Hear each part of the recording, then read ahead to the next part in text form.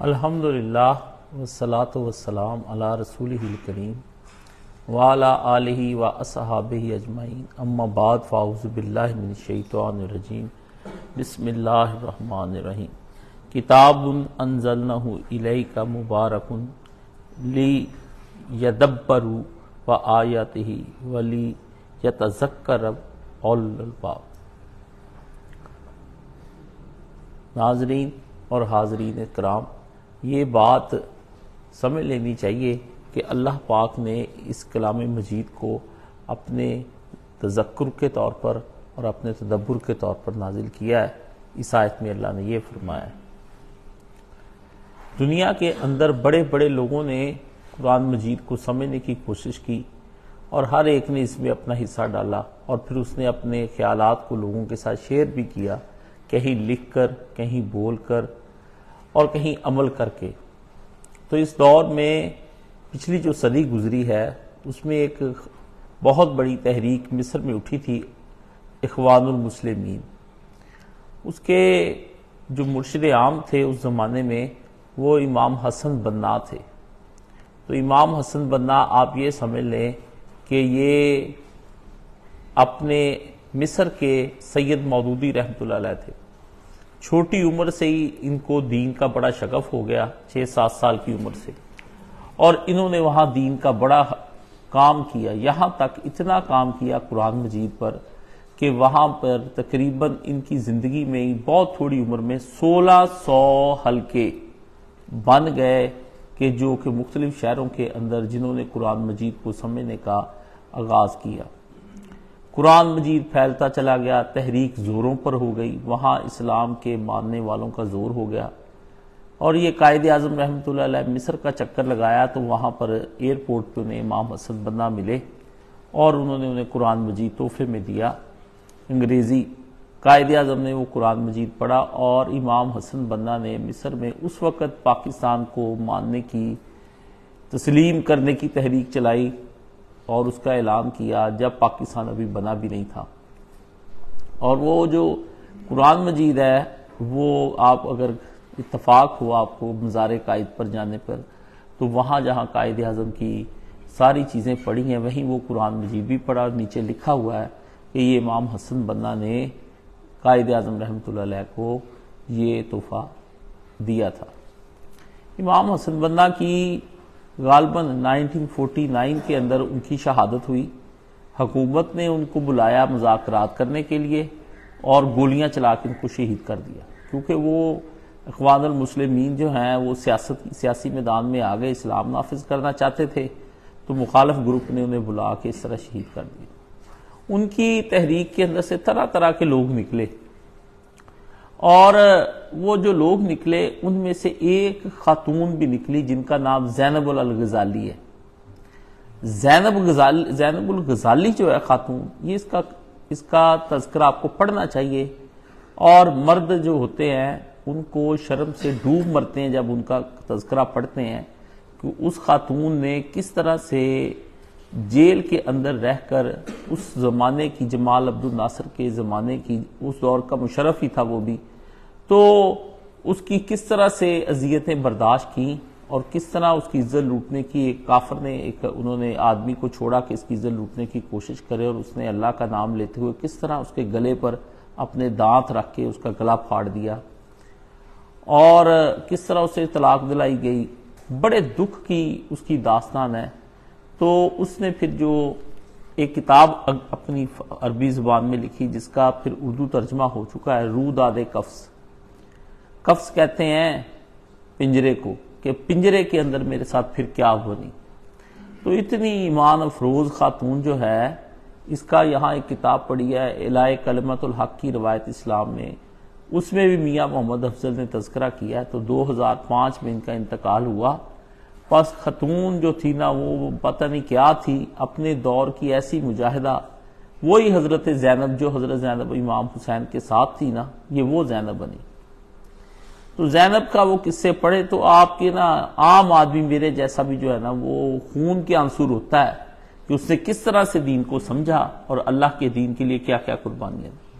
وہ پھر گفتگو اپنی کرتے ہوئے نا کئی جگہوں پہ اس نے پھر آ کے حلقے قرآن کے بنائے، بہت وہ خواتین جو کہتی نا ہمارے بچے ہیں ہم کس طرح دین کا کام کریں، وہ اس کی داستان پڑھیں، کس طرح اس کے شوہر کو زبردستی لا کے اسے طلاق دلوائی گئی، کس طرح اس کے بچے اس سے جدا کیے گئے، پڑھنے پر ہلی نہیں وہ اپنی جگہ سے۔ اس نے پھر دوسری شخصیت جو ان کے ہاں پیدا شخصیت ہے بہت پیدا کی امام حسن بنا نے۔ قرآن مجید میں جب کوئی لیڈر، صحیح لیڈر، بے ایمان لیڈر نہیں، ریاست مدینہ کے نعرے لگانے والے زانی شرابی لیڈروں کی بات نہیں کرتا، اصلی آدمی جو قرآن مجید لے کر اٹھتا ہے نا جس وقت، تو پھر وہ بڑے بڑے آدمی پیدا کرتا ہے، چھوٹے سے نہیں۔ اللہ کے نبی دیکھ لیں، پھر کوئی ابو بکر ہو گیا، کوئی عمر ہو گیا، کوئی، تو اس نے پھر اپنی ایک اور شخصیت پیدا ہوئی،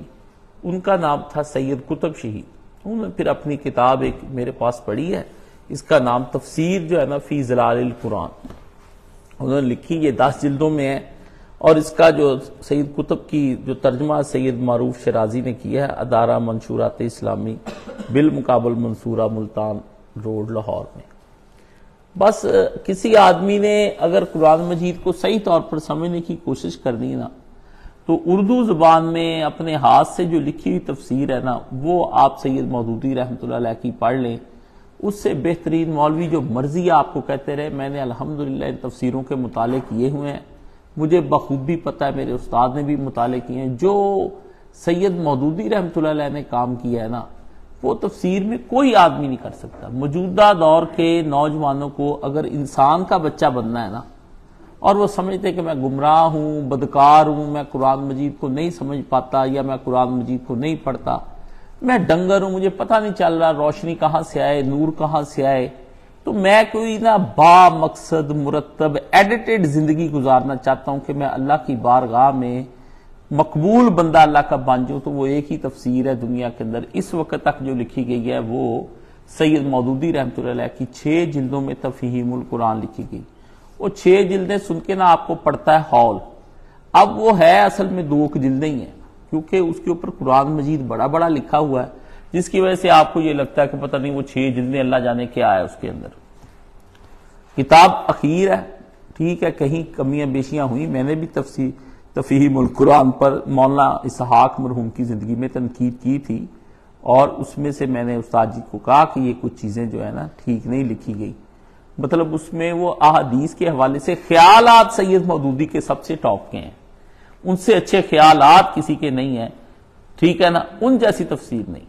لیکن اس کے بعد پھر اگر کسی آدمی نے اللہ کی محبت میں اللہ کی حاکمیت اور اللہ تعالیٰ کی جو عشق ہے نا، اس میں صرف اللہ ہی اللہ، اللہ ہی اللہ، جو فنا فی اللہ ہونا چاہتا ہے، اس کو چاہیے کہ فی ظلال القرآن پڑھے، قرآن کے سائے میں۔ کتاب کا نام اس سے لکھا کہ آؤ میں تمہیں قرآن کے سائے میں، اور پھر سید صاحب کو قطب شہید کو جمال عبد الناصر نے اس تفسیر لکھنے پر اور اس تحریک میں شامل ہونے پر سزائے موت سنا دی۔ تو یہ اپنے زمانے کے پی ایچ ڈی تھے، انہوں نے امریکہ سے بھی پڑھا تھا، لندن سے بھی پڑھا تھا، بہت پڑھے لکھے تھے، اور اس حکومت میں یہ اس زمانے میں محکمہ تعلیم کے اندر وزیر تھے بہت بڑے۔ لیکن سید قطب سے متاثر، وہ امام حسن بنا سے متاثر ہوئے، عہدے چھوڑ دیے۔ بھائی جو قرآن سے متاثر ہو جاتا ہے، یہ لڑکے پوچھتے ہیں ہم جی وہ فلانے کالج میں پڑھتے ہیں، یونیورسٹی میں پڑھتے ہیں، آپ پڑھتے رہیں، جو قرآن سے متاثر ہو جاتے ہیں وہ پھر عہدے منصب سب چھوڑ چھاڑ جاتے ہیں، وہ کسی اور عہدے کی تلاش میں ہوتے ہیں، تو جیل دے دی۔ تو یہ جس وقت ان کو جیل ہوئی، انہوں نے پھر تفسیر بھی بھرپور لکھی، تو سزائے موت ہو گئی، تو جلاد نے انہیں کہا کہ کلمہ شریف پڑھ لیں موت کے وقت کا، جب پھانسی دیں، تو وہ ہنس پڑے، انہوں نے کہا بیٹا کلمہ شریف پڑھنے کی وجہ سے ہی تو میں پھانسی پہ چڑھا ہوں، کلمہ ہی تو بچانا ہے، تو اس وجہ سے پھانسی پہ چڑھا ہوں، میں کوئی رسمی کلمہ شریف پڑھنا ہے مرنے سے پہلے؟ اس لیے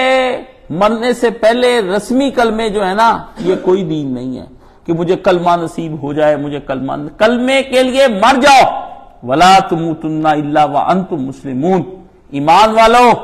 تمہاری موت اس حالت میں ہو کہ لوگ کہیں ایک مسلمان مرا ہے، ایسے نہیں، اس کو پتا چلے کہ یہ زندگی اس نے اللہ اور اس کے رسول کے لیے گزار دی تھی، کبھی کوئی غیر شرعی کام نہیں اس نے کیا، سانس بھی لیا نا تو شریعت کو پوچھ کر لیا کہ اے شریعت محمدی صلی اللہ علیہ وسلم بتا مجھے میں سانس لوں یہاں کہ نہ لوں، یہ اس سے پوچھنا ہے۔ یہ من مرضی نہیں آپ کی ہو سکتی کہ اپنی زندگی میں آپ جو چیز چاہیں آپ کرتے پھریں، اور آخر میں یہ تمنائیں لے کر چلے جائیں کہ میں آخر میں کلمہ شریف کی دعا کر دیں، حسن خاتمہ ہو جائے میرا، مقبول عمل صالح اللہ تعالیٰ نے کہا کوئی کوشش نہیں کی،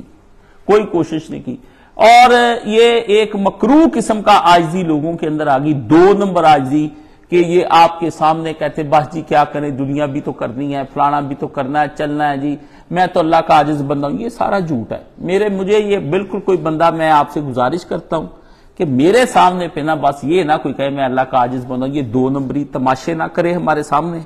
مجھے نفرت ہے اس تماشے سے۔ میں نے آج تک مولانا صاحب سے نہیں کہا میں اللہ کا عاجز بندہ ہوں، میں کیوں کہوں؟ مجھے اللہ کا عاجز بندہ اللہ کو بن کے دکھانا ہے، سمجھ گئے نا؟ بتانا نہیں مجھے لوگوں کو کہ تم مجھے مانو کہ یہ اللہ کا عاجز بندہ ہے، مجھے اپنے اللہ کو بتانا ہے، وہ عمل کرنے پڑنے مجھے جس سے پتا چلے کہ میں اللہ کا عاجز بندہ ہوں۔ اگر وہ تمہارے عمل اس کے مخالفت میں جا رہے ہیں اور یاد الہی کوئی نہیں، من مرضی کی زندگی گزر رہی ہے، اور ڈانگ ٹپاؤ طریقے سے جب کہنا میں اللہ کا عاجز، بس اللہ قبول کر لے، بس اللہ کیوں قبول کر لے بھئی؟ اللہ نے شرائطیں لگائی ہیں کہ قبول اس طرح سے ہوتا ہے عمل صالح، اور وہ عمل صالح تجھے پیدا کرنا پڑے گا، تجھے محنت کرنی پڑے گی اس عمل صالح کرنے کی وجہ سے۔ اگر تو نے وہ عمل صالح پیدا نہ کیا تو میں تجھے کوئی بلٹ نہیں کرنا کہ تیرے اندر ڈال دوں کہ عمل صالح کے جس طرح بٹن دبائے تو تیرے اندر سے عمل صالح چل جائے۔ جس طرح رزق کمانے کے لیے صبح شام تک اپنی گاڑیاں گھماتا پھرتا ہے نا، کبھی ادھر اور کبھی اس طرح اور کبھی اس طرح کرتا پھرتا ہے، تو وہ عقل جو ہے تمہیں وہ چاہیے کہ جس عقل کے ذریعے سے تمہارا دماغ تم نے اس طرح عمل صالح، جس طرح روٹی روزی کے لیے کتا بنتا ہے نا، عمل صالح کے لیے بھی کتا بن اسی طرح ڈنگر جس طرح روزی روٹی کے لیے گھومتا ہے، دکان پہ 18 گھنٹے بیٹھتا ہے، اور یہاں آ کے تم سے 2 گھنٹے نہیں بیٹھا جاتا، اس طرح بیٹھ جس طرح رنڈیوں اور کنجریوں کی محفلوں کے اندر جا کر تو بیٹھتا ہے اور وقت ضائع کرتا ہے، جس طرح لمبی لمبی اپنی بزنس کی میٹنگیں کہتا ہے میں اس کے اندر پھنسا ہوا ہوں۔ اللہ فرماتا ہے اس طرح بیٹھ، دکانداریاں جس طرح کرتے اس طرح کرو، جس طرح مزدوریاں کرتے ہو نا 8 گھنٹے، اس طرح عمل صالح کی مزدوری کر اور ڈھونڈ اور تلاش کر کے آج مجھے مزدوری نہیں ملی، اس پہ آج میری بونی نہیں ہوئی، اس طرح تو اپنے دل کے اندر عمل صالح کی طرف رکھ کہ میں نے آج سارا دن عمل صالح نہیں کیا، اور یہ صرف اس بات پہ نہ کہ میں نے نہیں کیا میں عاجز بندہ ہوں اور سو جاؤں رات کو لمبی تان کے، جس طرح روٹی نہ ملنے پہ تجھے نیند نہیں نہ آتی، اس طرح عمل صالح نہیں نہ کیا تو تجھے نیند نہیں آنی چاہیے، نیند تیری ختم ہو جائے، ساری رات پریشانی میں گزرے اور صبح تو ڈاکٹر کے پاس ہو کہ میری پتہ نہیں نیند کیوں اڑ گئی ہے، مجھے رات نیند نہیں آئی، تو وہ تجھے بتائے کوئی اچھا ڈاکٹر بھی تو نے عمل صالح نہیں کیا بھائی، وہ مقبول عمل صالح جو اللہ کو پسند ہے۔ تو سید صاحب جو ہے، سید قطب شہید صاحب، یہ اور ان کا بھائی محمد قطب، اس سے بھی بڑی ٹاپ کی کتابیں لکھی ہیں، وہ پھر سعودی عرب آ گئے، پھر وہاں آ کے میرا ارادہ تھا ان سے ملاقات کرنے کا، تو پھر میں ڈاکٹر صاحب سے خط لکھا کے بھی لے گیا رضوان علی ندوی صاحب سے کہ ان سے ملاقات کرنی۔ تو یہ بڑے لوگ جو ہیں بڑے یہ پھر اس طرح نہیں پیدا ہوئے، ان کی ماؤں نے ان کو پیٹوں سے تمہاری طرح ہی جنا جس طرح تمہاری ماؤں نے ان کو جنا، پر پھر انہوں نے کسب کیا، کسب دنیا کے اندر ٹو ارن ٹو گین، یہ 2 لفظ کہ دنیا کے اندر آدمی نیک عمل کمانے کے لیے آیا ہے، اور کمانا بہت مشکل ہے، یہ آپ سارے جانتے ہیں، جس طرح روٹی کمانی بہت مشکل ہے، سارا دن آپ صبح سے لے کر شام تک اپنی روٹی کے لیے بھاگ دوڑ کرتے پھرتے ہیں، اور اسی طرح عمل صالح کمانا بھی بہت مشکل ہے۔ ہاں آپ روٹی کے لیے محنت کر کے چلے، یہ بھی ایک رزق حلال بھی کہتا ہے، ایک عبادت ہے۔ ایک دفعہ ایک آدمی نے مجھ سے میں نے کہا یہ رزق حلال اتنی عبادت ہے جس کے بارے میں نبی نے کہا تھا کہ تیرے لیے روٹی کا لقمہ صرف اتنا چاہیے کہ جس سے تیری کمر سیدھی رہے، جھکے نہ، اتنی کی روٹی چاہیے آدمی کو، اتنی روٹی، اس سے زیادہ کی روٹی کی آدمی کو فکر نہیں۔ تو تیری فکر جو عمل رزق حلال کی زیادہ ہے نا، یہ دیکھ لے پھر تیری اس کے اندر کیا ہے کہ روٹی سے لک سیدھا ہو رہا ہے کہ باقی سب لوگوں کی عیاشیاں سیدھی ہو رہی ہیں، یہ ذرا دیکھنی چاہیے۔ تو محمد قطب صاحب جو ہے نا، یہ جب مولانا مودودی رحمۃ اللہ علیہ تھے تو ان پر یہ بھی مجھے ایک بڑے مولانا کے ساتھی تھے، ماسٹر اللہ عطا صاحب مرحوم ہو گئے، وہ ہمارے استاد جی تھے اللہ عطا بٹ صاحب، وہ مولانا مودودی سے ملنے کے لیے کہتے گئے تو مولانا مودودی نے ایک دم اپنے ملازم کو آواز دی کہ یہ کمرے میں لائٹ کیوں بند ہو گئی ہے؟ تو اس نے کہا مولانا لائٹ تو کوئی نہیں بند ہوئی، لائٹ تو آ رہی ہے۔ تو مولانا کہا مجھے اندھیرا سب کیوں محسوس ہو رہا ہے، سارا اندھیرا ہو گیا۔ تو تھوڑی دیر کے بعد مولانا نے اپنی آنکھیں شانکھیں ملی تو تھوڑی دیر کے بعد دیکھا تو روشنی تھی، تو اسی لمحے فون آ گیا کہ سید قطب اس وقت پھانسی پہ چڑھا دیے گئے ہیں۔ عالم روحانی کے اندر اندھیرا چھا گیا کہ ایک نور تھا جو دنیا سے رخصت ہو گیا۔ اللہ کی زمین کے بھائی جان اپنے انتظامات ہیں، اس وقت اندھیرا چھا جاتا ہے. آپ لوگوں کے بجلیاں چلتی ہیں تو یہ بجلیاں کوئی خدا کے نور کے ساتھ ان کا کوئی تعلق نہیں. عالم روحانی میں زلزلے ہوتے ہیں جب عالم دین سچا دنیا سے اندر سے جاتا ہے. سمجھ گئے؟ فرشتوں کو خبر کر دی جاتی ہے, اللہ آپ اطلاع دے کے جبریل کو بلا لیتا ہے. یہ کوئی معمولی بات نہیں. آپ بندہ مومن جائے تو سلام قول من رب رحیم, جو خدا کی خاطر پھانسیاں چڑھ جائیں, ماریں کھائیں, جیلوں کے اندر بند ہو جائیں, گھر بار لٹا دیں, تو ان کے لیے عالم روحانی کے اندر کیا ہوتا ہوگا. تو یہ تمہید میں نے ساری صرف اس لیے باندھی کہ فی ظلال القرآن کے بارے میں میرے ذہن میں آیا کہ آپ سے اپنا مطالعہ کو شیئر کرنا چاہیے.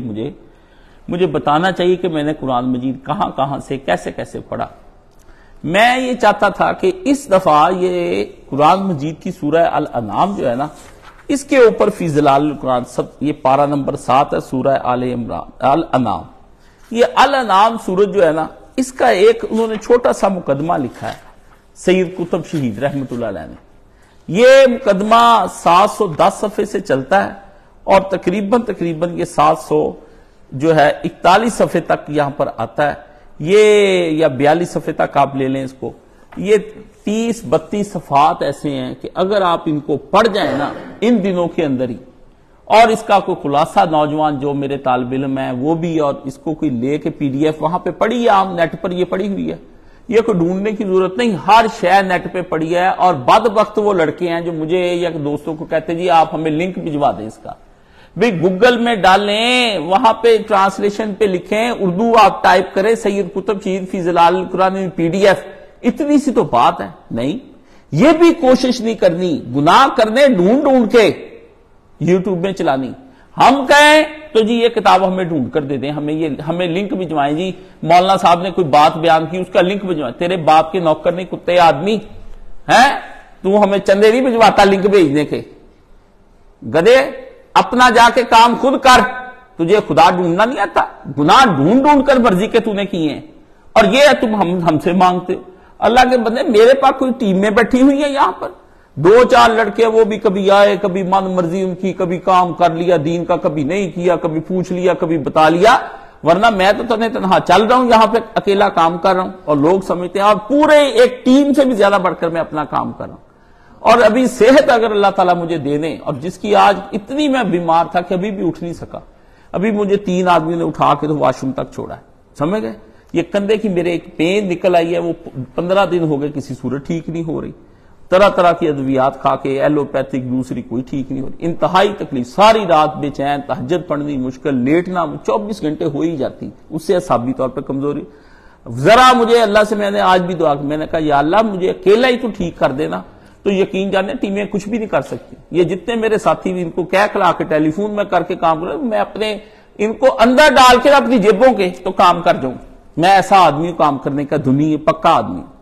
تو یہ میرے جو اسٹوڈنٹ ہیں ان کو کام ذاتی طور پر کرنے کا اور اپنی پرسنل ریسرچ خود بنانے کا طریقہ کار آنا چاہیے. ٹھیک ہے نا؟ آدمی نے اگر اپنی پرسنل ریسرچ نہیں کی, وہ کچھ بھی نہیں کر سکتا. وہ سنی سنائی وہ دین کا کام نہیں کر سکتا. جب اس کے سامنے مخالف آئے گا, تو جب اسے آرگو کیا جائے گا, تو پھر وہ کراس کوسچننگ میں تباہ ہو جائے گا. بندہ تباہ کر دے گا, ایسے سوال اٹھائے گا, کیونکہ اس نے تو ادھار لے کے میری نظریہ اور میرا فکر لے کے آگے پھیلانے کی کوشش کی تھی. ذاتی تو کچھ بنایا ہی نہیں تھا. تو ذاتی کسی کا کچھ بنایا ہوا ہو آدمی کا اپنی مرضی سے, تو پھر آدمی کوئی چیز جو ہے وہ بنتا ہے. تو ان دنوں کے اندر یہ میں آپ سے گزارش کروں گا کہ سورہ الانعام کا یہ جو مقدمہ ہے نا, یہ اگر کوئی آدمی سمجھے تو اس نے مولانا اسحاق مرحوم کو سارا سمجھ لیا, 1 بات, شاہ ولی اللہ کو سمجھ لیا, 2 بات, سید مودودی کو سمجھ لیا, 3 بات, امام غزالی کو بھی سمجھ لیا, 4 بات, جتنے مجددین کا کام ہوا ہے آج تک اس کو سارے کو سمجھ لیا. اور نبی پاک صلی اللہ علیہ وآلہ وسلم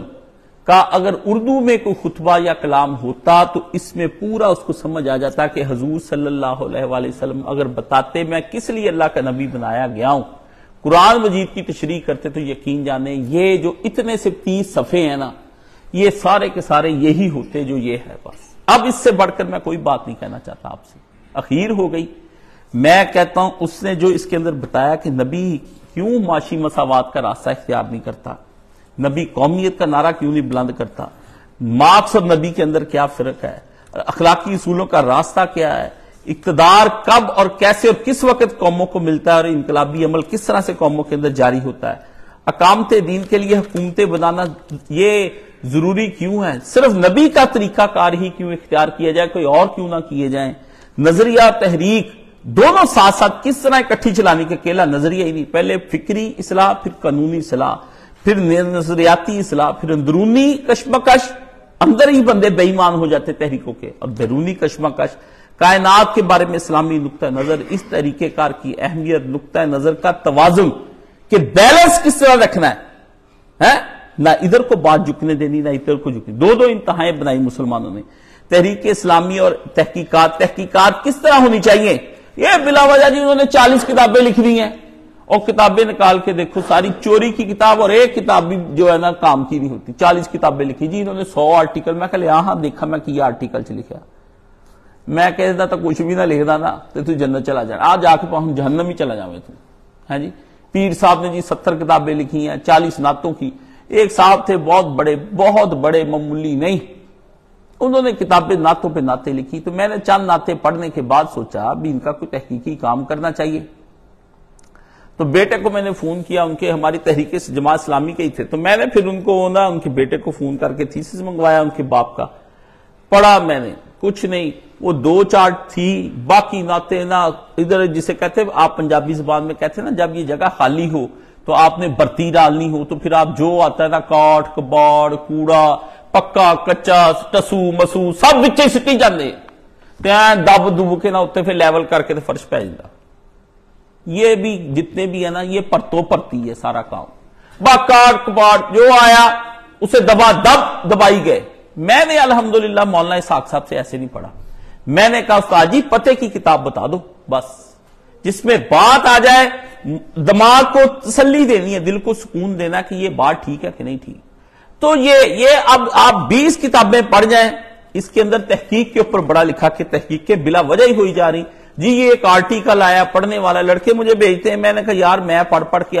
ہو گیا آک گیا انہیں تو اکتا گیا ہوں میں اب ان سے، آپ ہی پڑھ لیا کریں، میری جان چھوڑیں، اب ہوئے آپ تازے مسلمان ہیں، سارا چاکے استاد جی یہ بھی پڑھ لے، استاد جی 1991 ہوئے سی مسلمان ہیں، میرا وقت گزر گیا، اب تمہارا پڑھنے پڑھانے کا ہے، مجھے کوئی انتہائی کام کی بات بتاؤ جس کے اندر عمل کی شے نامی شے ہو، کیونکہ اب میرے پڑھنے والا عمل بالکل ختم ہو چکا، کیا پڑھنا میں نے اب، یہی اللہ کی کتاب ہے، یہی احادیث نبویہ شریفہ کا مجموعہ ہے، اس سے بڑھ کر دنیا کے اندر آ کیا سکتا ہے، اور بندہ کیا سکتا ہے۔ مولانا مرحوم بیٹھے تھے تو خلافت ملوکیت کی بات چل پڑی، جی ایک نئی ریسرچ آئی، میں نے کہا مولوی صاحب ہے تو یہ وہی تبرینہ اور وہی ساری کتابیں البدایہ والنہایہ، اس سے آگے یہ کیا سکتا ہے مصنف، لینا تو سب نے ادھر سے ہی ہے، کہتے بالکل، تو میں نے کہا تحقیق ہو چکی کہ نہیں ہو چکی، کہتے ہو چکی، ہونی اسی پڑھنی ہے نویاں تحقیق کا انہوں نے، بات سیدھی سی ہے، بار آپ یہ کتاب فی ظلال القرآن کا، یہ سورہ الانعام کا 30 صفحوں کا اگر مقدمہ آپ نے پڑھ لیا تو آپ سمجھ لیں کہ آپ نے رمضان شریف کا حق ادا کر دیا۔ میں یہ آپ کو سچی بات بتاتا ہوں کہ رمضان شریف کا حق اس طرح سے نہیں آ سکتا، اور اب رمضان شریف کے حق کے لیے جو اللہ نے فرمایا کتاب انزلنہ الیک، نبی صلی اللہ علیہ وآلہ وسلم ہم نے کتاب آپ کی طرف نازل کی، اور کتاب کیا ہے، مبارک کتاب، بابرکت، لوگوں کی زندگیاں اجتماعی ہوں یا انفرادی طور پر بے برکت اللہ نے کہا ہو چکی، ایک ہی بات اللہ نے بتائی ہے، اللہ نے کہا مال ہے پر مال سے برکت اٹھ گئی، مال آنے کے بعد پریشانیاں ہیں، جسم میں قوت ہے پر برکت اٹھ گئی، جسم میں قوت ہونے کے باوجود مسجد نہیں آتا، سستیاں اور کاہلیاں ہیں جی، اللہ نے فرمایا حسن ہے مگر حسن کو گناہ کے لیے استعمال کر رہا ہے، فرمایا یہ تیری مبارک برکت وہاں سے اٹھ گئی، ذہانت ہے مگر الٹے سیدھے کاموں کے اوپر ذہانت صرف ہو رہی ہے، فرمایا تیری یہ ذہانت جو ہے اس میں سے برکت ہم نے اٹھا لی،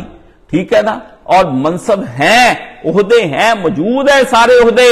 یہ نہیں کہ پاکستان میں ادارے نہیں ہیں، بڑے بڑے شاندار ادارے، آپ کو خبر بھی نہیں کہ کیسے کیسے ادارے ہیں، بوڑھوں کے لیے بنائے ہوئے انہوں نے،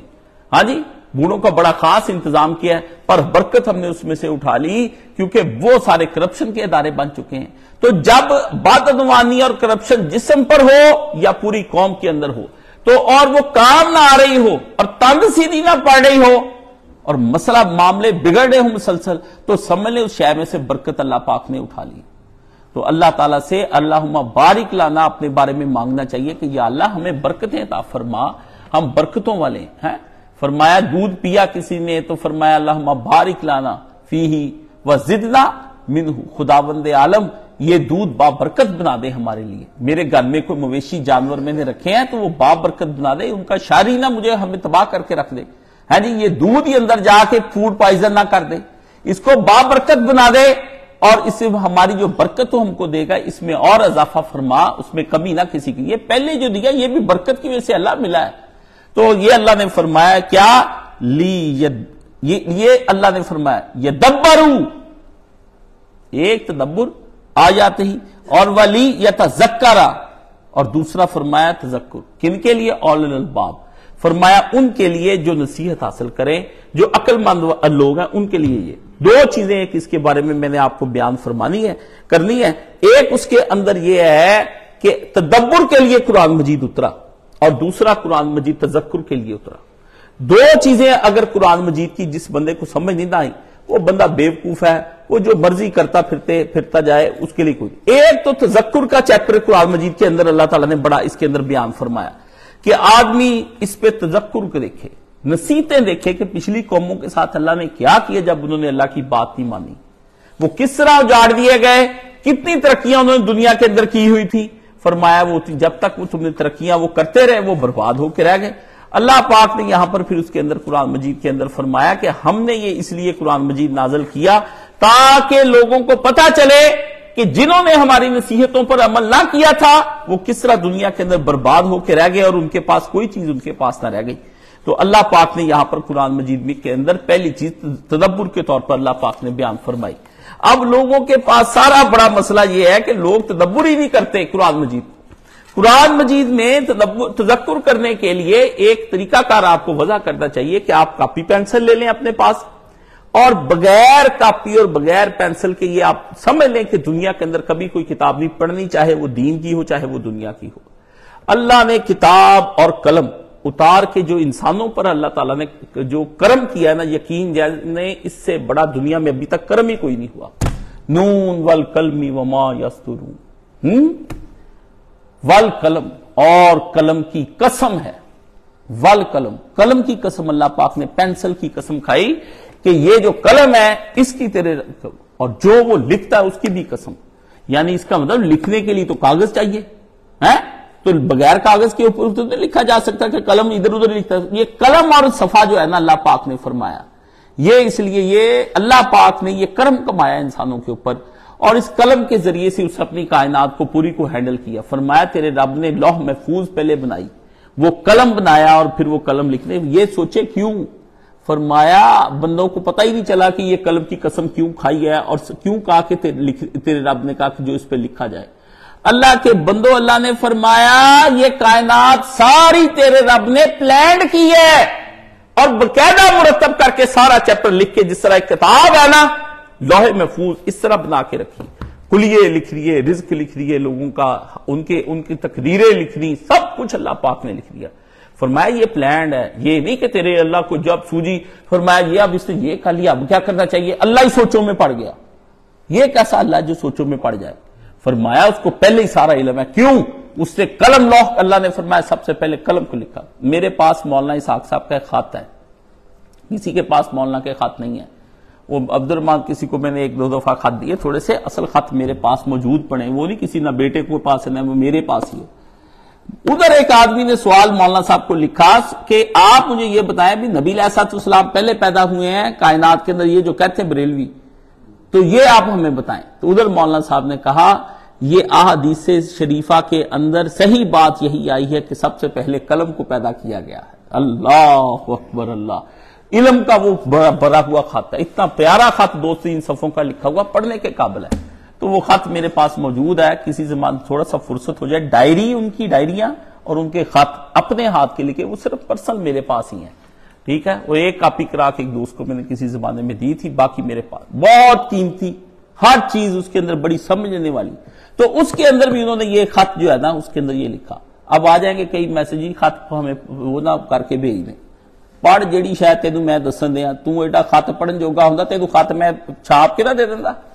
جس کو میں کہتا ہوں یہ وہ ساتھ ہی اگلے جمعے وہ جی فلانی کتاب بھیج دیں، لے ایڈے جوگا ہوتا ہوں تو آپ نہ لب لینا، بے عقل آدمی ادھر ہی پڑا ہوتا ہے۔ چلو بارکہ بات یہ ہے کہ اللہ نے فرمایا پلانڈ ہے، آدمی نے بھی اگر کسی نے عقل مندی کرنی ہے نا تو اپنا سب کچھ تحریر کر کے رکھ دے، لکھے اپنا کہ میری یہ چیزیں ہیں، اور اللہ پاک نے لکھے ہوئے کہ جو برکت عطا فرمائی ہے، امام بخاری رحمۃ اللہ علیہ کہتے ہیں کہ کبھی اپنے حافظے پر کوئی بندہ اعتبار نہ کرے، ہمیشہ اپنے لکھے ہوئے پہ لکھے، اسے ٹیلی کرے، اور جب پڑھنی ہے حدیث دوبارہ پھر اس کو دیکھے کہ میں صحیح حدیث ہی بیان کر رہا ہوں، کہ لفظ میرے سے آگے پیچھے تو نہیں ہو گیا۔ اس لیے کتابیں بہت اچھی نعمت تھی، پر انسانوں نے اس دور میں اتنا چھاپا خانہ لگا کے یعنی کتابیں زیادہ چھاپ رہی،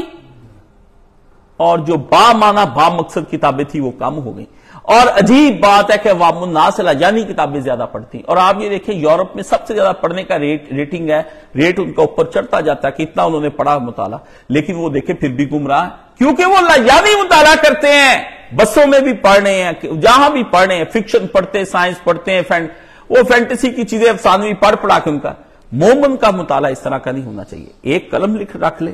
اور قرآن مجید کو پڑھتا جائے، جہاں اس کو سمجھ نہ آئے کہ یہ قرآن مجید کی آیت نہیں سمجھ آ رہی، اس کا وہاں حوالہ لکھے کہ آیت نمبر 13 سورہ الاعراف، یہ مجھے سمجھ کوئی نہیں آئی، اور اس پہ جو سمجھ کیا نہیں آئی اس کا وہ لکھے وہاں پر، یہ نہیں کہ میں نے کل سمجھ نہیں آئی،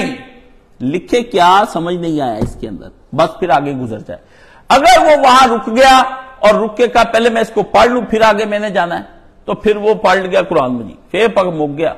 ٹھیک نہیں، پھر نہیں ہونا، شیطان نے وسوسے ڈالی جانے ہر قدم پر، اسے کہ نہیں کہا، استاد جی نے کہا تھا بعض باتیں صرف مرشد کی ماننے سے آدمی کامیاب ہوتا ہے، کہ نہیں استاد جی نے کہا تھا یہاں پہ رکنا نہیں ہے اس لیے چلے، دیکھیں مرشد کی بات مانی ہے علی نے، خط لکھ دیا ہے حاتب بن ابی بلتہ نے مشرکین کو کہ نبی پاک حملہ کرنے والے ہیں، عورت کو خط دیا اور عورت کو کہا خط پہنچا، عورت نے کہا ٹھیک ہے خط پہنچا دیتے ہیں، نبی پاک کے پاس حضرت جبریل علیہ السلام آ گئے، انہوں نے آ کر یا رسول اللہ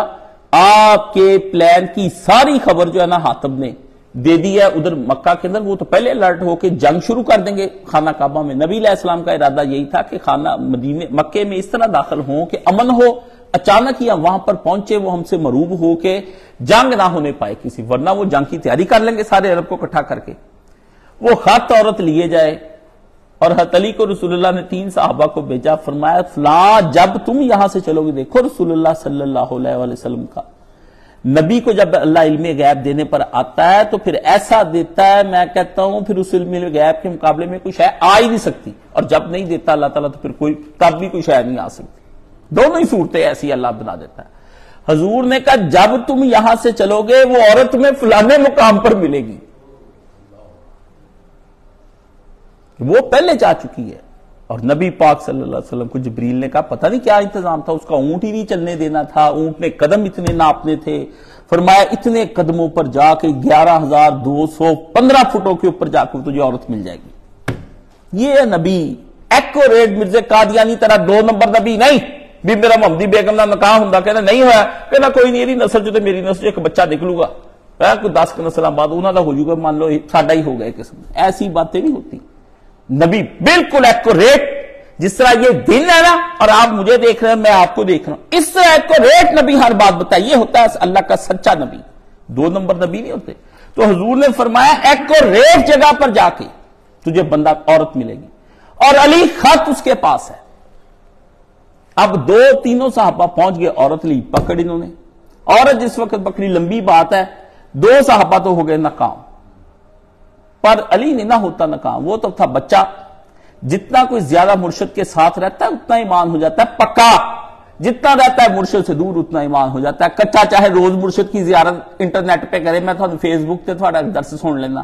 تو درس ہی سن سکتا میرا فیس بک تے کاکا، نا نا نا نا، یہ جب تک بنا مرشدہ راہ نہ ہاتھ ہونے تو دودھا بعد نہ رجوی کھیر سائیں، یہ مرشدوں کے بغیر کام نہیں چلنا، جو مرضی ہو جائے، سمجھ گئے؟ یہ توڑنا پڑنا تجھے نفس کا حصار، پھر مرشد کے پاس آنا ہے، جو مرشد کی نگاہ کرتی ہے اس کی صحبت کرتی، کوئی بھی نہیں کرتا۔ تو رسول اللہ نے یہ کہا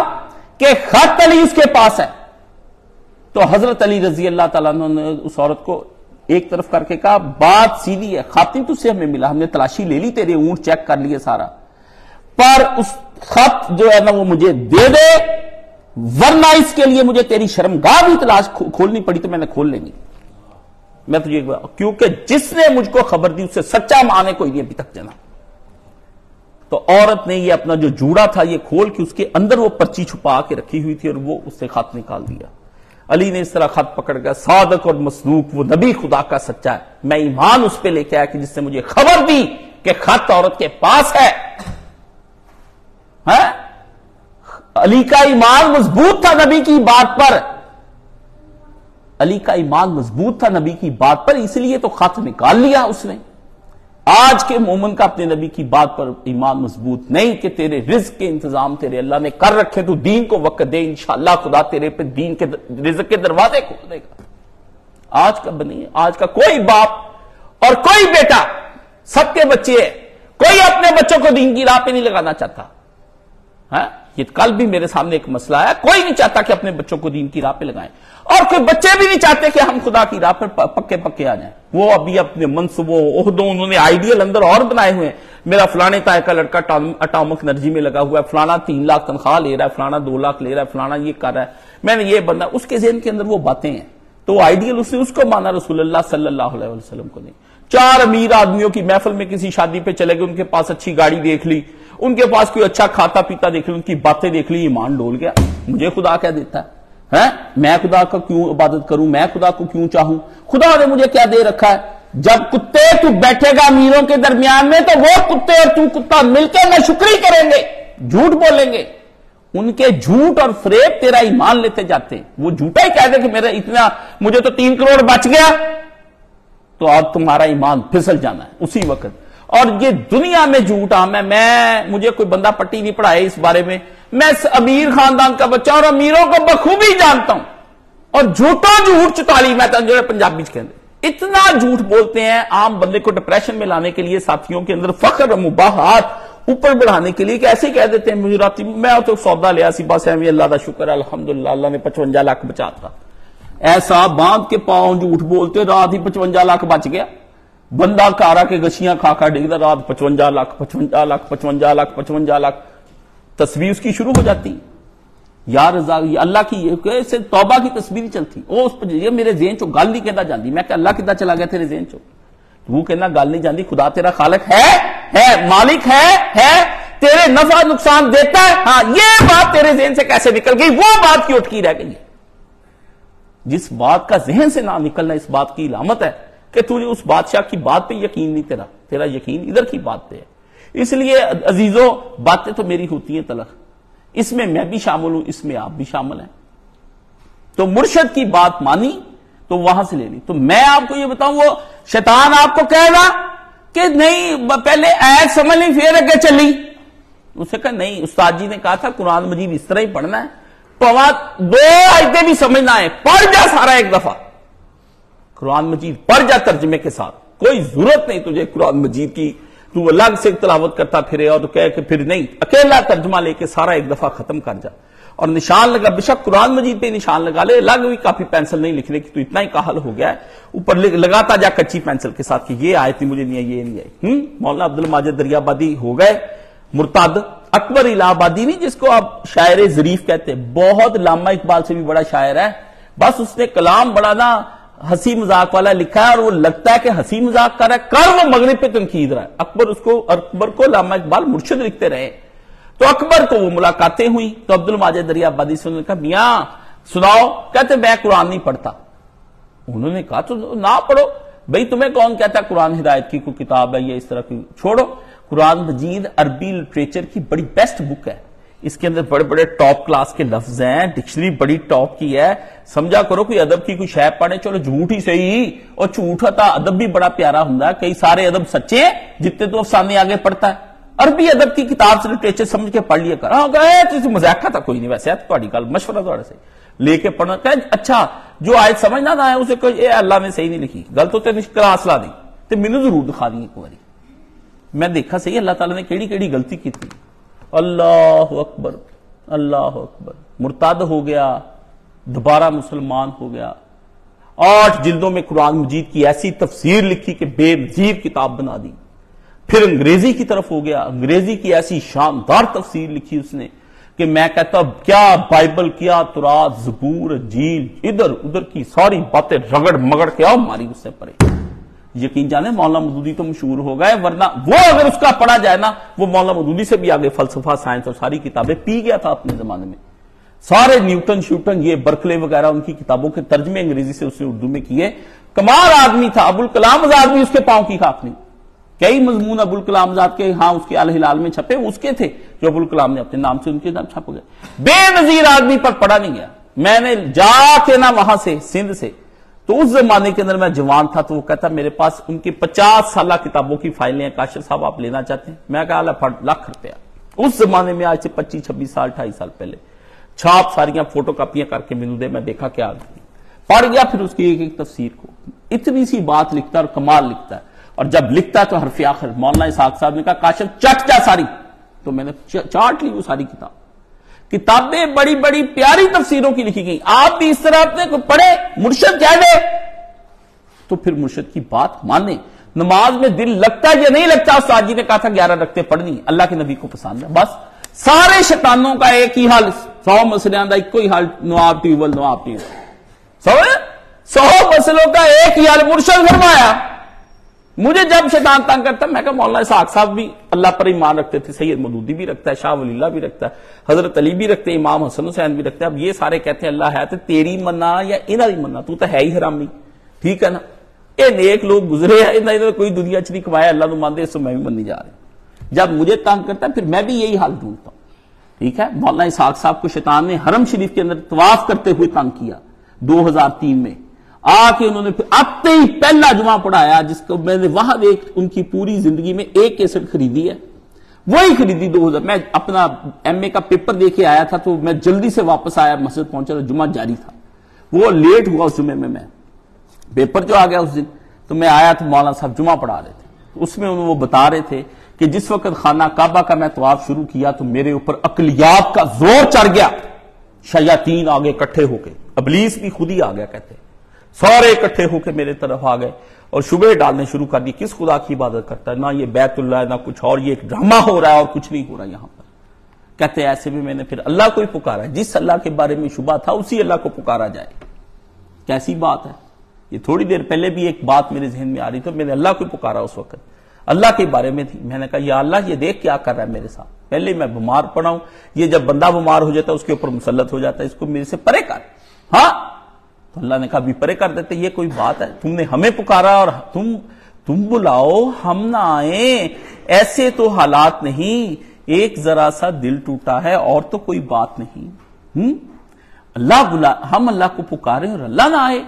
ایسے تو حالات نہیں۔ ابھی تو اتنا کچھ میں نے اللہ کا نہیں گوایا، ابھی تو میں نے اتنے گناہ نہیں کیے کہ زمین اور آسمان اور 7ویں آسمان تک بھر جائیں، ابھی تو میں خدا کے ساتھ ایسا شرک نہیں کرتا، ابھی تو میں اللہ کو وحدہ لا شریک مانتا ہوں، اپنا خالق، مالک، غریب نواز، مشکل کشا، غوث اور دستگیر صرف میں نے اسی کو مانا ہے، میرا داتا اور میرا سب کچھ وہی ہے۔ اب ابھی بھی میں کچھ نہیں میرا، تو اللہ تیرے میرے تعلقات جب اللہ کے اور میرے نہیں خراب ہوئے تو شیطان تو کیسے کہتا ہے میں پکاروں اور وہ نہ آئے؟ ایسے تو حالات نہیں۔ اتنا میرے یار کے ساتھ میری لڑائی نہیں ہوئی کہ تیسرا بندہ درمیان میں آ کے ہماری صلح کرائے، یہ یارانہ نہیں ہے جب تیسرا آ کے صلح کرائے، یہ محبت نہیں ہے محب اور محبوب کے درمیان میں جب تیسرا آ کے صلح کرائے، یہ عاشق مشوق والا اصل مسئلہ شروع ہوا ہی نہیں جب تیسرے کو درمیان میں داخل ہو کے دونوں کو آپس میں جوڑنا پڑ جائے، یہ دوستی تھی نہیں، یہ چھولوں کا گاڑی تھا جو تھا، یہ نہیں تھا۔ مومن اور اس کے رب کے تعلقات کسی صورت میں کشیدہ نہیں ہو سکتے، مومن کتنا ہی گندا لتھڑا ہوا کیوں نہ ہو جائے، پیشاب اور پخانوں کے گناہ جتنا لتھڑا ہو جائے، وہ اس سمندر کا کیا بگڑتا ہے رحمت کا کہ اس کے اندر ایک مومن آ کے لتھڑا ہوا آ کے نجاستوں والا چھلانگ لگا دے اور وہ کہہ دے کہ میں نے تمہیں صاف نہیں کرنا، تمہیں میں نے پاک نہیں کرنا، یہ بدگمانی ہے اور ہے اور ہے، یہ بدگمانی ہے۔ اللہ اپنے اوپر ہر گناہ کو معاف کر دیتا ہے مومن کے، لیکن اپنے اوپر بدگمانی کو اللہ معاف نہیں کرتا۔ کہ نہیں، تو نے میرے اپنے رشتے کا تقدس نہیں رکھا، تو نے مان نہیں میرا توڑ دیا بندہ، تو نے میرے پہ فخر نہیں کیا، تجھے مجھ پر فخر کرنا چاہیے تھا کہ میرا اللہ ہے، تجھے مجھ پر غرور کرنا چاہیے تھا، اگر تو نے غرور کرنا نہ مجھ پر ابھی تک سیکھا تو تم نے ابھی مجھے اللہ ہی نہیں مانا. میرا اللہ ہے, میرا اللہ میرے ہزاروں کام کرتا ہے, ایک کام اگر اس نے نہیں کیا تو وہ بھی اس لیے نہیں کیا کہ میری بہتری کے لیے نہیں کیا, اس نے میری بہتری کے لیے نہیں کیا. مجھے پے در پہ ناکامیاں آ رہی ہیں تو اسی لیے آ رہی ہے کہ مجھے اس کے بعد پے در پہ کامیابیاں ملنی ہیں انشاءاللہ. یہ اللہ کے ساتھ بندے کی بدگمانی, یہ ہے وہ چیز. جب تک مومن کے اندر یہ چیز پیدا نہیں ہو جاتی اتنی دیر تک بندہ اپنے اللہ کے ساتھ نہیں سیٹل ہو سکتا. تو مرشد کے کہنے پر صاف کہہ دے کہ میرے اللہ نے یہ فرمایا, کیونکہ فوج کے کمانڈر کا صرف حکم ماننا ہے, فوجی کا کام دماغ چلانا نہیں ہے. وہ دیکھے کہ میرے سر نے کہہ دیا محاذ پہ کھڑا ہے, گولی چلاؤ, فائر, بس فائر. کیوں نبی پاک نے کہا امیر کی اطاعت کرے. مرشد بھی امیر ہی ہوتا ہے, اپنی اطاعت کرے امیر کی. کہ بلایا حاضر, کھڑے ہو جا, ہو گئے. نماز پڑھا کرو, بس پڑھ لی. استاد جی نے کہا تھا پڑھا کرو. تمہاری جگہ ہم جو جنگ لڑ رہے ہیں, تمہاری جگہ ہم جو دماغ چلا رہے ہیں, ہم اللہ کے یہاں قریب پہنچے ہیں, ہم تمہیں جو منزلیں طے کر چکے ہیں, ہم تمہیں فری میں جمعہ پڑھا رہے ہیں. اتنی ہزاروں کتابوں کا نچوڑ تمہیں پڑھنی نہیں پڑتی, تمہیں پڑھنی نہیں پڑتی. پڑھا پڑھایا, بنا بنایا, سالن کھیر پیاز, باپ کی طرح. جیسے باپ نہیں شام کو کما کے لا کے چکن پیس دیتا ہے, اس باپ کو پوچھو کہ کس طرح کتنی محنت سے کما کر وہ لاتا ہے. تو یہ استاد جب مل جائے اچھا, تو آپ پھر اس کی قدر کرو کہ آپ کو سمجھے. تو قرآن مجید کو پڑھو. تو قرآن مجید کے اندر اللہ پاک فرماتے ہیں کہ جب آدمی کو ہم قرآن مجید دیتے ہیں تو پھر کیا ہوتا ہے, سَيَهْدِيهِمْ وَيُصْلِحُ بَالَهُمْ. کیا کہتے ہیں, ہم اس کو پھر کیا ہے جلد ہدایت دیں گے اور اس کے حالات ٹھیک کر دیں گے. بال کس کو کہتے ہیں؟ بال سر کا, لکھتے جیسے بال ہے نا سر کے بال کا, یہی بال ہے. کیا وہ پڑھتے ہیں وہ جسے یہدیکم اللہ ویصلح بالکم, اللہ تمہیں ہدایت دے اور تمہارے حالات کو درست کرے. مولانا صاحب جا رہے تھے تو میں بچہ تھا ان کے ساتھ واک کر کے صبح کی 7 بجے واپس آ رہا تھا, سردیوں کے دن تھے, تو میں واپس آ رہا تھا تو مجھے آئی چھینک, تو میں نے کہا شکر الحمدللہ. تو مولانا صاحب نے کہا نہیں, الحمدللہ کے لا شکر الحمدللہ نہیں. گھر میں امی جان سارے کہتے تھے. تو میں نے کہا اچھا جی. تو انہوں نے کہا پھر یرحمک اللہ کے بارے میں انہوں نے کہا کہ اللہ تم پہ رحم کرے جواب میں. تو کہتے اب تم کہو یہدیکم اللہ ویصلح بالکم. میں نے کہا اچھا. تو میں نے کہا یہدیکم اللہ ویصلح, بھول گیا کہتے بالکم. میں رستے میں پڑھتا ہے یہدیکم اللہ ویصلح بالکم. پھر میں واپس آیا, پھر آ کے میں گلی بھولنے لگا. میں نے کہا میں گھر جا رہا ہوں کیونکہ اب میں اسکول جانا ہے. تو میں سلام, میں نے کہا یہدیکم اللہ ویصلح بالکم. کہتے ماشاءاللہ, تو ان تو یاد ہو گیا کاشف, کیسی بات ہے. ابھی وہ آیت پڑھی تو ان کا ساتھ واقعہ مجھے یاد آ گیا. جب بندہ پڑھتا ہے تو مرشد بات بات پر یاد آتا ہے, یہ لفظ پوچھا تھا, یہ لفظ, وہ جب آتا ہے تو ذہن حاضر ہوتا ہے. تو پھر مرشد کے لیے دعا کرتا ہے کہ یا اللہ میرے استاد جی کو کرور کرور جنت نصیب فرما, اور ان کی قبر پہ نور انوار کی بارش, اور ان کو اتنی بارش فرما کہ مع النبیین و صدیقین شہداء ان کا حال فرما. اور یہاں سے ان کو ٹھنڈی ہوائیں پہنچے کہ میرے پیچھے دین کا کام کریں. تو بال سے مراد اصل میں ہوتا ہے وہ موجود لمحہ جس میں آپ رہ رہے ہوتے ہیں, آپ کا پریزنٹ, اور اس سے مراد اصل میں ہوتی ہے آپ کی ذہنی حالت. تو عربوں کے ہاں اکثر وہ جو پوچھتے ہیں وہ کہیں گے راحت البال, یہ عربوں کے ہاں یہ بولا جاتا ہے, یہ راحت البال کا. تو بال کا ترجمہ اس کے بعد کیا کہ آپ جسمانی طور پر تندرست ہیں, عقل مند بھی ہیں, دل بھی ٹھیک کام کر رہا ہے, اور بظاہر جسمانی طور پر کوئی نقص نہیں ہے, لیکن آپ کے پاس ذہنی سکون نہیں ہے. سب کچھ ہی ہے, ذہنی سکون نہیں ہے. آپ پریشان ہو جاتے ہیں. جب ایسی آپ کی حالت ہوتی تو پھر ہر نعمت آپ کی بیکار ہو جاتی. اب میرا بستر جا کے دیکھیں, میں نے کوشش کی 2 اس کے اوپر گدے بچھاؤں, چارپائی کے اوپر, کوئی فائدہ نہیں ہوا. پھر سیدھا کیا, کوئی فائدہ نہیں ہوا. زمین پر لیٹ گیا, کوئی فائدہ نہیں ہوا. اوپر کمبل لیا, بھئی کندھے میں درد ہے, فائدہ کوئی نہیں ہو رہا مجھے. کیوں؟ دل میں سکون نہیں ہے, دل بے چین ہے. کیسے؟ اس بیماری کی وجہ سے. تو فرمایا اگر آپ کے پاس کچھ بھی نہیں ہے, اگر ذہنی سکون آ جائے تو پھر آپ بادشاہ ہے, پھر آپ بادشاہ ہے, پھر آپ سے بڑا بادشاہ کوئی نہیں. اس لیے قرآن مجید نے کہا کہ ہم جس سے ہدایت ہو رہی ہے نا, اللہ نے فرمایا قرآن سے, اسے دولت, شہرت, جسمانی تندرستی سب کچھ بھی دے دی جائے, مگر اگر اس کا بال ٹھیک نہیں نا, اس کا موجودہ پریزنٹ لمحہ, مومنٹ ایٹ دس ٹائم, یہ اگر ٹھیک نہیں تو اللہ نے فرمایا اس کا کچھ بھی نہیں ہے. ٹھیک ہے نا. آپ جب ایک دوسرے کو ملتے تو کیا کہتے ہیں, بھئی آپ کا کیا حال ہے, تو وہ حال آپ کو تو بالکل صحیح پتا ہوتا ہے کہ وہ صحیح چلا آ رہا ہے, بالکل ٹھیک ٹھاک نظر آ نہیں, آپ اصل اس سے پوچھ رہے ہوتے ہیں کہ تم بظاہر تو تندرست لگ رہے ہو مگر اندر نہیں پتا چلا تمہارا, اس کا بتاؤ کہ تمہارا ٹھیک ہے, حال ٹھیک ہے. تو وہ آگے سے بعض اوقات تو کہہ دیتا ہے حال تو الحمدللہ علی کل حال, لیکن اگر تکلیف ہو تو کہتا ہے یار حال بڑے ماڑے چل رہے ہیں, حال ہی تباہ کر دیتا ہے. اللہ پاک نے فرمایا مومن کو جس وقت وہ اللہ کی کتاب کی طرف آ جاتا ہے تو اس کا پھر حال صحیح ہونا شروع ہو جاتا ہے.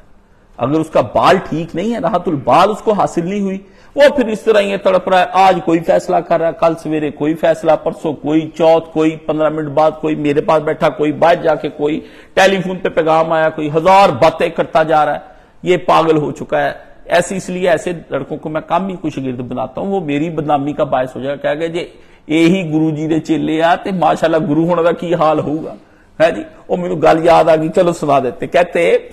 وہ نا ایک آدمی نا نے دیکھا بھی سکھوں کے ہاں ایک آدمی تھا, اس نے دیکھا کرتار سنگھ جو دھرم سنگھ کا لڑکا یہ تو کھڑا ہو کے پیشاب کرتا ہے. اسے کہا بڑی بری بات ہے بھائی. اسے کہا جاتا ہوں میں گھر جا کے اس کے باپ کو بتاتا ہوں کہ اس کو عقل نہیں ہے, کرتار سنگھ کو سمجھاؤ تم, یہ کھڑا ہو کے پیشاب کرتا ہے جی, ایسا بیوقوف ہے, اس بچے کو عقل کوئی نہیں. جب وہ گیا گھر تو آگے دیکھا دھرم سنگھ ویڑے میں پھر کے پیشاب کرے ہے. انہوں نے کہا چلو جی تو واپس چلے, خدا حافظ.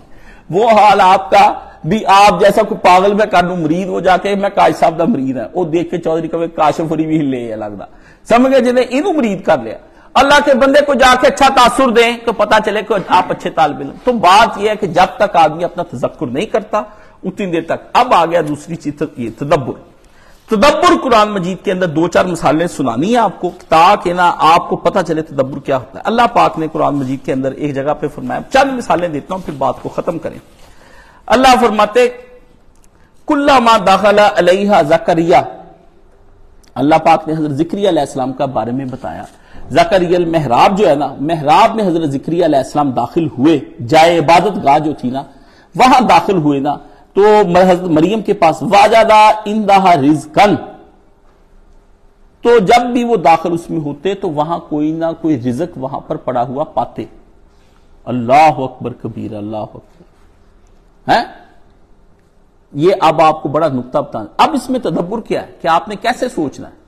بندے پوچھتے تھے کہ استاد جی تدبر کدا کریے, اللہ اکبر, جدہ گناہ واری کر دیں ادھا تدبر کرو. گھیرنی کدا ہے, بلاؤنی کدا ہے, رکھنی کدا ہے, گھر تک کدا پہنچنا ہے. جیسے گاہک کو گھیرتے ہو, سویرے تو شروع ہونے شام تک وہ پیچھے ہی پہ رہنے ہو, اور چودھری کی حال ہے, میں آؤں گا تیرے کو انشاءاللہ, چاہ دو ہی بھرا رل کے بیٹھ کے بڑی تدبر ہو رہا میرے کو بال کھچنا ہے. میں تدبر کے بڑے رنگ ہیں. گناہ کرتے وقت اور مال کماتے وقت اور بندہ پھانستے وقت, شیشے میں گاہک کو اتارتے وقت سارا تدبر کا زور لگتا ہے. اللہ کی کتاب ہے, اس پہ کوئی زور نہیں ہے. دیکھو اس کے اندر ان نوجوانوں کے لیے جو بدکاری کی راہ میں ہے, اللہ کے نبی صلی اللہ علیہ وسلم نے اس کی تائید فرمائی ہے اور بہت بڑی بات کہی ہے, ایسی بڑی بات کہی ہے کہ میں ابھی, آپ یقین جانے, یہ ادھر ہی میرا کمرہ ہے پاس, تو میں اوپر آتا ہوں, پر جو نشہ اس مرکز کے اندر کا ہے وہ کسی جگہ بھی نہیں, بالکل نہیں, نہ اوپر نہ نیچے نہ دائیں نہ بائیں, کچھ نہیں. جو سکون یہاں پہ کسی بھی جگہ پہ نہیں ہے. تو اللہ کا ذکر ہوتا ہے. میرا اپنا گھر میں کمرہ تھا, وہاں پہ بھی یہی تھا, بالکل ایسا تھا. جو آتا تھا کہتا اس کمرے کے اندر سکون ہی سکون ہے. سادہ سے میں نے کارپیٹ کیا, قرآن کتابیں چیزیں رکھی ہوئی تھی, جو آتا کہتا مزہ آتا. اور میں آج بھی جاتا ہوں اپنے کمرے میں تو مجھے ویسا ہی سکون آتا ہے جیسے میں 30-35 سال پہلے. اللہ کی کتابیں بڑا زور رکھتی ہیں, یہ آپ کو دیکھنے میں لگتی ہیں. قرآن مجید پڑھائی بڑی جان والا ہے, یہ آپ کو اس کو پڑھیں یا نہ پڑھیں, یہ آپ ہی اپنی جان میں ہے. یہ مردہ کتاب نہیں ہے, اس کے اندر بڑی جان ہے. تو کیا فرمایا کہ جب زکریا علیہ السلام مریم علیہ السلام کے پاس داخل ہوئے تو کیا پایا, وہاں رزق پایا. اس سے نقطہ کیا نکلا کہ جو لوگ مساجد میں وقت گزارتے ہیں ان کا رزق اللہ کشادہ کر دیتا ہے اور غیب سے رزق عطا کرتا ہے. نبی پاک صلی اللہ علیہ وآلہ وسلم نے فرمایا کہ عرش کے سائے تلے 7 لوگ ہوں گے حشر کے دن, دھوپ گرمی کی ہوگی, اخیر ہو جائے گی. اور اس وقت پھر فرمایا کچھ لوگ ایسے ہوں گے جن کو اللہ تعالیٰ حشر کے دن, قیامت والے دن, جہاں حال مچی ہوگی, باقاعدہ طور پر یہ نہیں ہونا کہ سب بندوں پہ حشر ہو گئے ایک دفعہ برا تاری, مگر جب حساب کی کاروائی شروع ہونی ہے نا تو کچھ لوگوں کو اللہ تعالیٰ کہیں گے یہ باقاعدہ گروہ ایک اٹھا لیا جائے جہاں اللہ کا خیمہ لگا ہوا ہے نا، وہاں اس خیمے میں باقاعدہ ان کو مہمانوں کی طرح ٹریٹ کیا جائے، باقی مجرموں کی طرح ٹریٹ کیے جائیں، ان کو عرش کا سایہ نصیب کیا جائے گا۔ وہاں قیامت والے دن بھی وہ روٹی پانی کھا رہے ہوں گے، شرابیں پی رہے ہوں گے، پہلے ہی نشے ہو رہے ہوں گے، ہاں جی، اللہ کا رزق دیگیں چڑھی بیٹھے آرام نہ کھا رہے ہوں، کوئی مسئلہ نہیں۔ اللہ نے کہا ان کا حساب باقاعدہ پیار سے لینا ہے، ان کو اندر بعد میں بلائیں گے۔ اس لیے کیا قرآن مجید میں وہ آیت مجھے بھول جاتی ہے کہ جس دن کہا جائے گا کہ یوم یعود ایھا المجرمون، یہی ہے پتہ نہیں کہ کہا جائے گا اس دن کہ مجرموں آج الگ ہو جاؤ، مجرموں آج الگ ہو جاؤ۔ کیا مطلب؟ مومنوں کا اس کے اندر انڈرسٹوڈ ہو گیا کہ مومن الگ کر دیے جائیں گے، اور فرمایا وہ آدمی ہوگا حشر کے دن اللہ کی بارگاہ میں جس کا دل مسجد میں اٹکا رہا، مسجد میں اس کا دل لگا رہا، مسجد کے اندر دل اس کا اٹکا رہا، وہ اسے زور پڑی، دل کیا، پھر چل مغرب عصر عشاء، چلیے یار مسجد چلیے۔ یہ نہیں کہ میں اتنے پڑھی جا رہے ہیں ساریاں نمازاں، کوئی عذر ہے تو ٹھیک ہے، اس کو معافی ہے، لیکن لچڑ گسٹ کے مسجد جائے، گسٹ کے مسجد کی طرف جائے۔ فرمایا دل، اور علماء سے پوچھا گیا کہ کس کی نماز قبول ہوتی ہے؟ فرمایا جس آدمی کا دوبارہ مسجد جانے کو دل کرے نہ، سمجھ لو اس کی زور قبول ہو گئی۔ اب جو مسجد دوبارہ جا رہا ہے، اب عصر کے بعد پھر دل کر رہا ہے میں مغرب میں مسجد چلا جاؤں، کا یہ قبولیت کی علامت ہے۔ بار بار بادشاہ کہتا ہے کہ پہلا تحفہ پسند آیا، مزید پیش کیا جائے۔